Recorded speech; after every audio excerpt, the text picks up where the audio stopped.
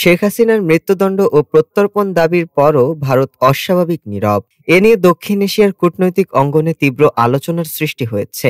অনেকের চোখে দিল্লির আচরণ নতমুখী বা সংযত মনে হলেও বিশ্লেষকেরা বলছেন, ভারতের বর্তমান অবস্থান পুরোপুরি হিসাব নিকাশের ফল। এ অবস্থায় বাংলাদেশ ও ভারতের জাতীয় নিরাপত্তা উপদেষ্টাদের সাম্প্রতিক বৈঠককে ঘিরে আরও কৌতূহল তৈরি হয়েছে। দুই দেশের দুই উপদেষ্টা অজিত দোভাল ও খলিলুর রহমানের এই বৈঠক আগে থেকেই ঠিক ছিল, কিন্তু সময়টি অত্যন্ত স্পর্শকাতর।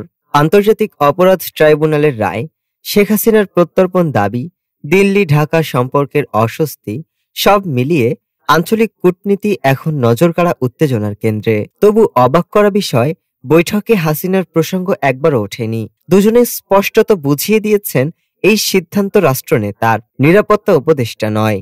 আলোচনার মূল ফোকাস ছিল আঞ্চলিক নিরাপত্তা, সীমান্তে অস্থিতিশীলতার ঝুঁকি ও ভবিষ্যৎ সহযোগিতা।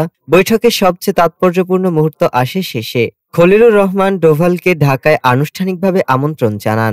এখনো ডোভাল কিছু বলেননি, তবে কূটনৈতিক মহল মনে করছে এটি দুই দেশের সম্পর্কের বরফ গলার প্রথম ইঙ্গিত। পরিস্থিতি যতই উত্তপ্ত হোক, কথা বন্ধ হয়নি। এটাকেই বড় ইতিবাচক লক্ষণ হিসেবে দেখছেন বিশ্লেষকরা।